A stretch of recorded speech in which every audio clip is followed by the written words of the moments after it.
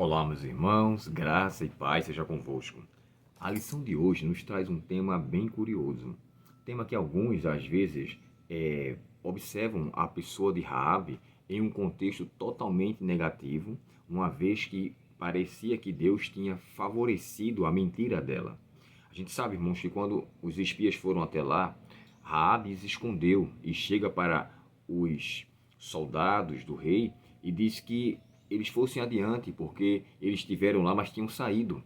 E de fato isso era uma mentira. Na tradução NVT, no verso 5 e o verso 6 dessa Bíblia, ela chega a dizer bem claro a maneira como Raabe tratou aquela situação. Olha só, capítulo 2 e o verso 5 e 6 diz assim: foram embora da cidade ao anoitecer, quase na hora de fechar os portões. Não sei para onde foram. Olha quantas mentiras.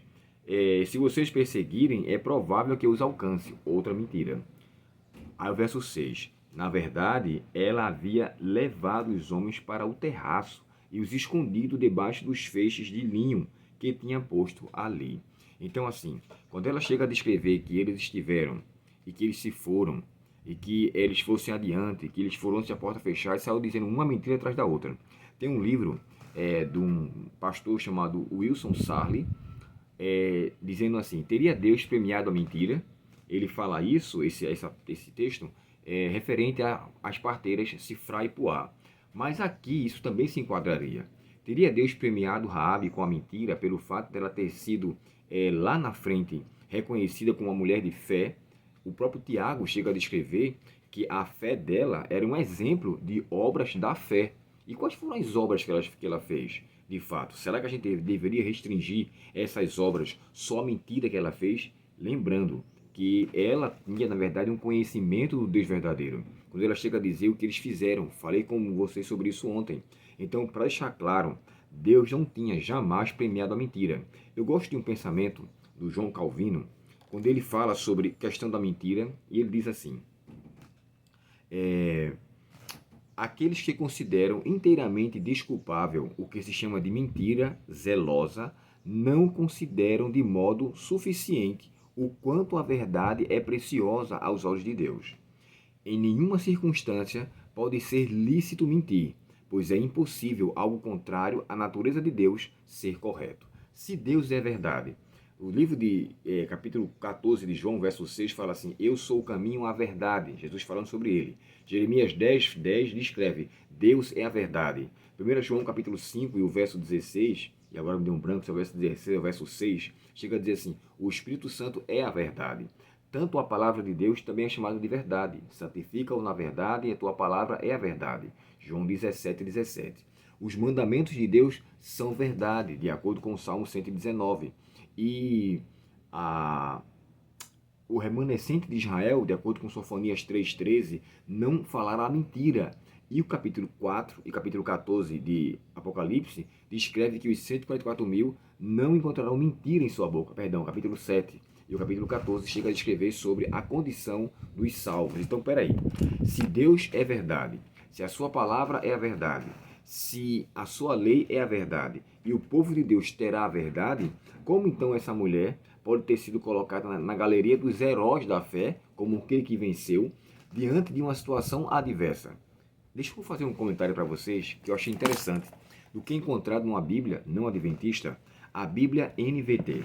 Nesse texto, o que ela fala sobre esse ponto é bem curioso. Olha só, capítulo, deixa eu me ver aqui qual é a página página 362, falando sobre isso, o comentário na nota de rodapé diz assim: não é necessário desculpar nem condenar a mentira de Raabe aos mensageiros do rei. É possível que ela não tivesse conceito algum de quaisquer dos padrões éticos que Deus tinha dado a Israel. Ou talvez o valor ético mais elevado de salvar vidas tenha prevalecido sobre o dever de dizer a verdade. Ou seja, para Raabe, que era uma prostituta, A mentira para salvar duas vidas era muito mais justificável do que ela chegasse a confessar a ponto de colocar em risco a vida deles e a dela também, porque ela sabia que Deus iria conceder, independente se aqueles espias viessem a ser mortos, Deus de fato ia destruir Jericó. Isso era claro e ela tinha conhecimento sobre isso, de acordo com o depoimento que chegou ao seu conhecimento contra Seom, as cidades com quem ela chegou a descrever, Seom e Og. Né? Ela fala dessas duas cidades e ela chega a descrever aqui o que tinha acontecido no Mar Vermelho, como tinha aberto. Então ela tinha um conhecimento do Deus verdadeiro. Em relação a isso, por mais que aqueles espias fossem mortos, ela não só seria culpada pela morte deles, mas como também seria morta quando Jericó fosse destruída. Ainda assim, diante disso, eu gostaria de ler o comentário bíblico adventista sobre esse tema no volume 2, na página 170, e com isso eu termino meu comentário aqui. Aqui, no verso 4 e o verso 5, há uma série de mentiras proferidas com o objetivo de salvar vidas. Isso é justificável? Raabe se deparou com o que lhe parecia uma escolha entre o menor de dois males, participar da responsabilidade pela morte de dois homens, que ela tinha certeza de que eles eram mensageiros de Deus, ou mentir para salvá-los. No caso de um cristão, a mentira nunca se justifica, mas a uma pessoa como Raabe, a luz só chega gradativamente. Houve uma época em que o povo de Deus não conhecia a verdade em relação ao sábado e, portanto, o transgredia. E deixa eu falar uma coisa aqui, só para deixar claro em relação a isso.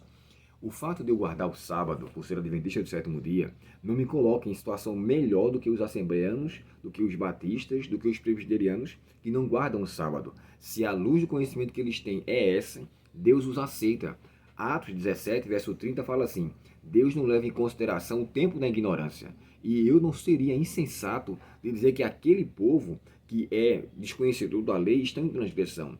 Eles só terão em transgressão quando chegar a luz do seu conhecimento e o Espírito Santo os iluminar a mente. Então eu não tenho o dever ou o direito de fazer isso. A mesma forma, eu não posso condenar Raabe por uma mentira, uma vez que a sua vida em relação a este assunto parece totalmente contrário, porque o povo de Canaã, irmãos, além de a sua religião, além da sua conduta e Raabe por ser prostituta, isso para ela seria algo de pouquíssima importância. Porém, Deus faz uso da pequena fé de Raabe sobre o Deus que ela conhecia e fez dela uma mulher grande. Ela foi, na verdade, a precursora de Cristo.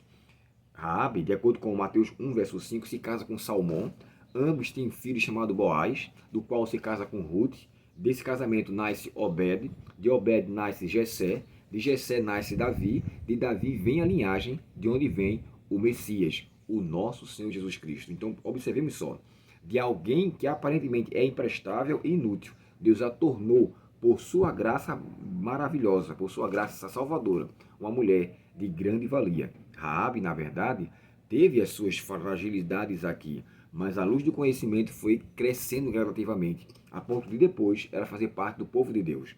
E é interessante, né? E o texto de Provérbios fala assim: a vereda dos justos é como a luz da aurora, que vai brilhando mais e mais até ser dia perfeito. Assim foi com ela, assim é comigo, assim é com você.